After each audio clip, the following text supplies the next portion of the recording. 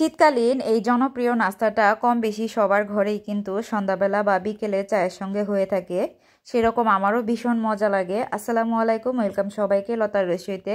আজকে আপনাদের সাথে শেয়ার করব পারফেক্ট এবং ক্রিস্পি আর একটা সিক্রেট উপকরণ দিয়ে ফুলকপির পাকোড়া রেসিপিটা। অনেকেরই এটা ক্রিস্পি হয় না, খেতে নাকি মজা লাগে না, ফুলকপিটা কাঁচা রয়ে যায়। তো তাদের জন্যই পারফেক্টলি শেয়ার করব, আশা করছি ভালো লাগবে। আমি ছোট সাইজের একটা ফুলকপিকে ছোট ছোট করে কেটে লবণ পানিতে ভিজিয়ে রেখেছিলাম আধা ঘন্টার জন্য। এতে করে ফুলকপির ভিতরে যদি ছোট কোনো পোকা থাকে ওটা কিন্তু বেরিয়ে আসে। এরপরে সুন্দর করে ধুয়ে নিয়ে আমি সামান্য একটু লবণ দিয়ে এটাকে ভাপিয়ে নিয়েছি। ফুলকপির কালারটা যখন সুন্দর এরকম চেঞ্জ হয়ে যাবে ওই পর্যায়ে তুলে নেবেন। আমি 5 মিনিটের মতো ভাপিয়ে নিয়েছিলাম। তো স্ট্রেনারে রেখে দিয়ে এখানে এসেছি মিশ্রণ বেটারটা তৈরি করতে আর কি। এখানে আমি 3 টেবিল চামচ পরিমাণ চালের গুঁড়ার সাথে নিয়েছি 3 টেবিল চামচ পরিমাণ কর্নফ্লাওয়ার। কর্নফ্লাওয়ারটা অবশ্যই দিবেন। দিলাম স্বাদ মতো লবণ। এখানে ধনে গুঁড়া, লাল মরিচের গুঁড়া, হলুদের গুঁড়া সবই 1/4 চা চামচ পরিমাণ দিয়েছি। আর দিয়ে দিলাম সামান্য একটু ফুড কালার, এতে করে রঙটা সুন্দর আসবে। আর এখন পানি দিয়ে সুন্দর একটা বেটার তৈরি করে নিব। কর্নফ্লাওয়ারটা কিন্তু অবশ্যই দিবেন, এখানে আটা বা ময়দা কিন্তু দেওয়া যাবে না। আর এই যে মিশ্রণটা মিশিয়ে নেওয়ার পরে এরকম হবে, এর চাইতে ঘন করবেন না, তাহলে মজা লাগবে না। আর পাকোড়াটা ভেজে নেওয়ার আগে অবশ্যই সামান্য একটু পরিমাণ বেকিং সোডা দিবেন, বেকিং পাউডার না। এটা অবশ্যই ভেজে নেওয়ার আগ মুহূর্তে মিক্স করবেন। এখন ফুলকপিটা নিয়েছি আর এখানে আমি দিয়ে দিচ্ছি স্বাদ মতো লবণ। যেহেতু আমরা সিদ্ধ করার সময় লবণ দিয়েছি, বেটারেও দিয়েছি, সেই জিনিসটা মাথায় রেখে দিবেন।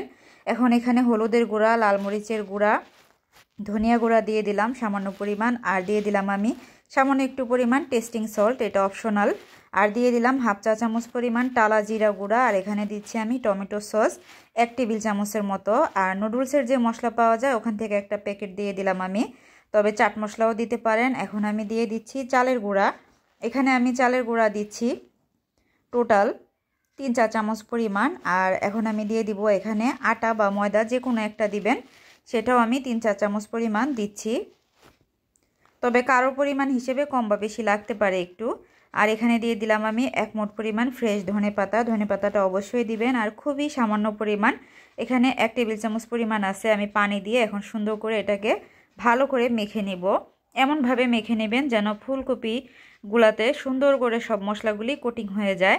তো এইভাবে আমি আধা ঘন্টার জন্য ম্যারিনেট করে রেখে দিয়েছিলাম, এতে করে কিন্তু পাকোড়াটা খেতে অনেক মজা লাগে।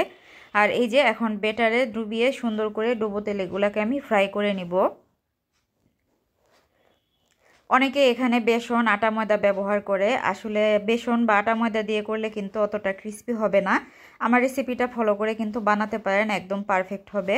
এক পাশ হয়ে যাওয়ার পরে অপর পাশ উল্টে পাল্টে সুন্দর করে ভেজে নিয়েছি। আর এগুলা কিন্তু একদম রেডি, দেখতেই পারছেন কতটা সুন্দর হয়েছে। তো রেসিপিটা ভালো লাগলে অবশ্যই পেজটাকে ফলো দিয়ে দিবেন, সেই সাথে চ্যানেলটাকে সাবস্ক্রাইব করে নেবেন। আর ফুলকপির পাকোড়া খেতে কে কে পছন্দ করেন সেটাও আমাকে কমেন্ট করে জানাবেন। আমরা কিন্তু ভীষণ ভালোবাসি এই ফুলকপির পাকোড়াটা খেতে, আর এটা কিন্তু অনেকটা সময় ক্রিস্পি থাকে। তো সবাই অনেক বেশি ভালো থাকবেন। আল্লাহ হাফেজ, আসসালামু আলাইকুম।